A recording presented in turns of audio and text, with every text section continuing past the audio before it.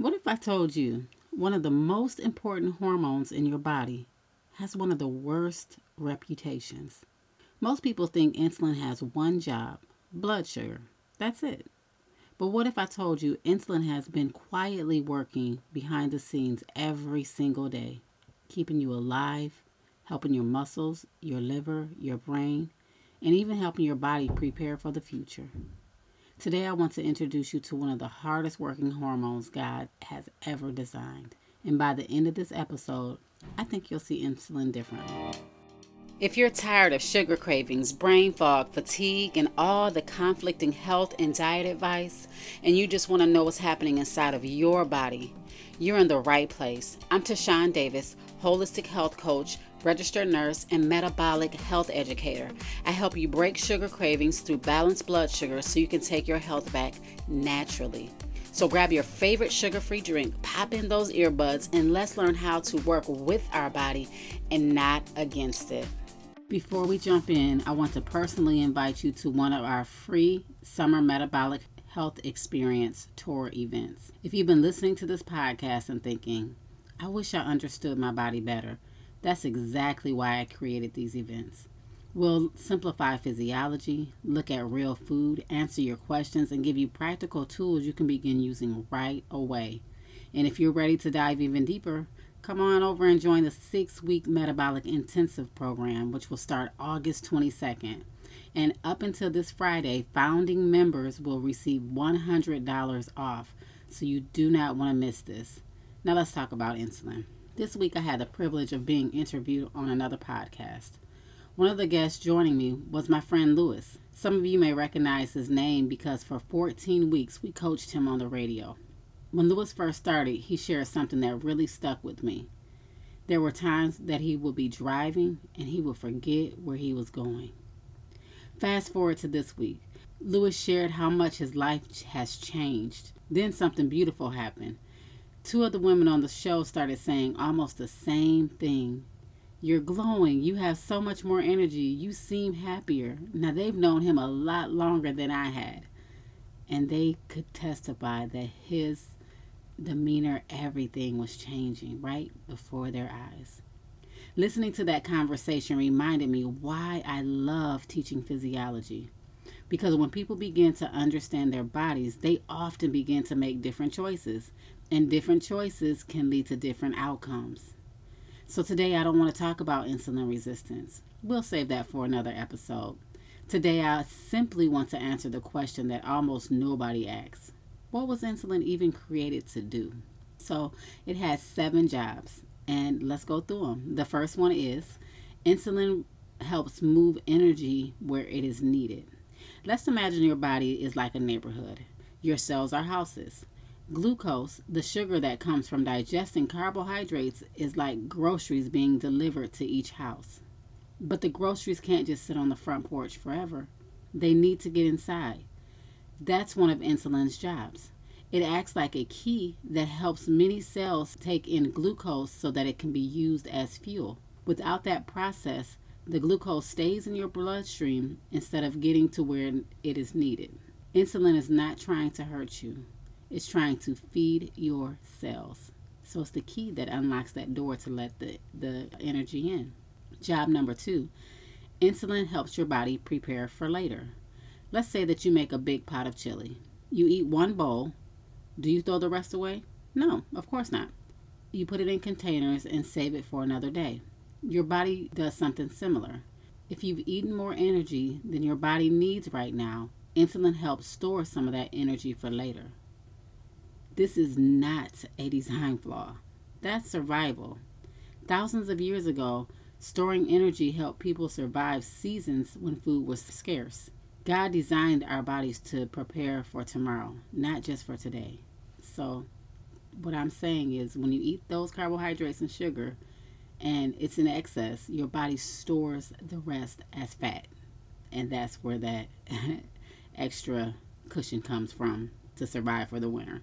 Job number 3. Insulin helps build and repair muscles.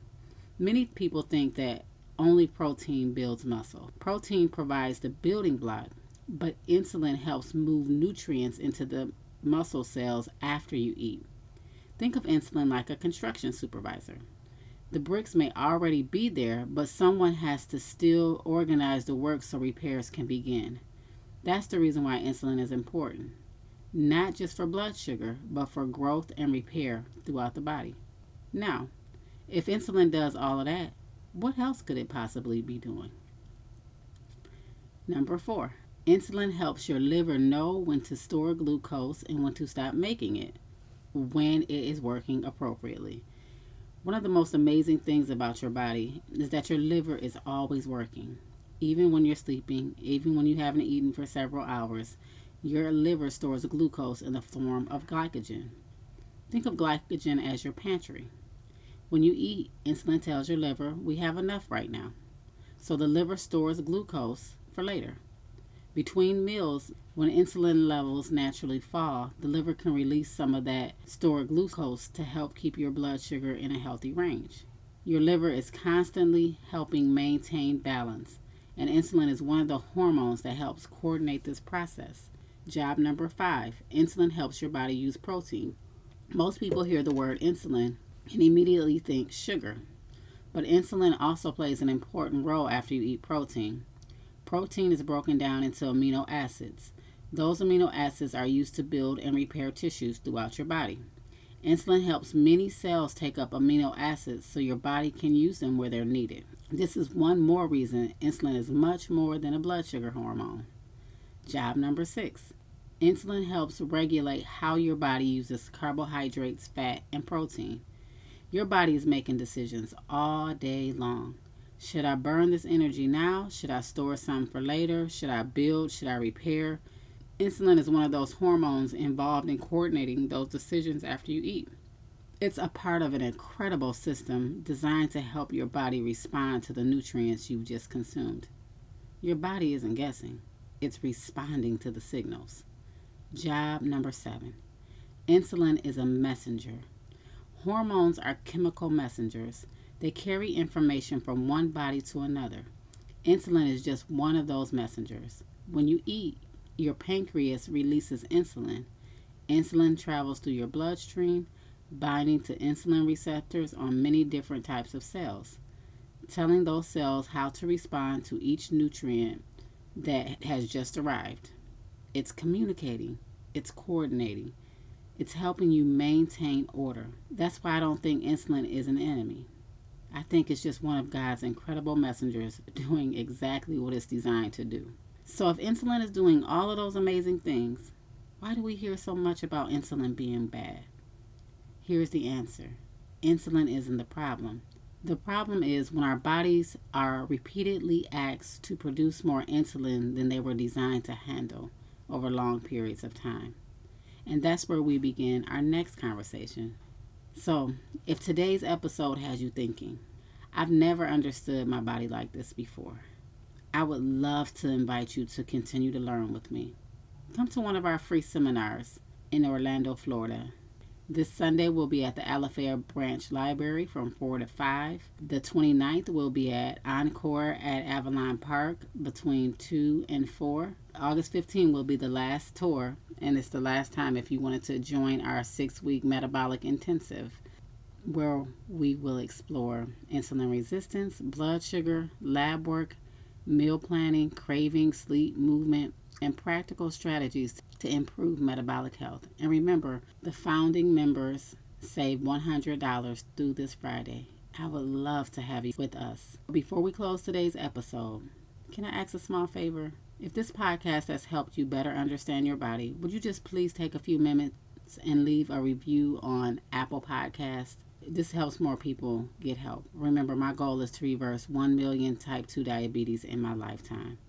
So if you know someone who's struggling with brain fog, prediabetes, type 2 diabetes, fatigue, weight gain, or insulin resistance, please share it and also leave a review. Thank you so much for being a part of this mission. As I think back to Lewis, I'm reminded that transformation rarely happens overnight. It's often one decision, one meal, one new understanding at a time.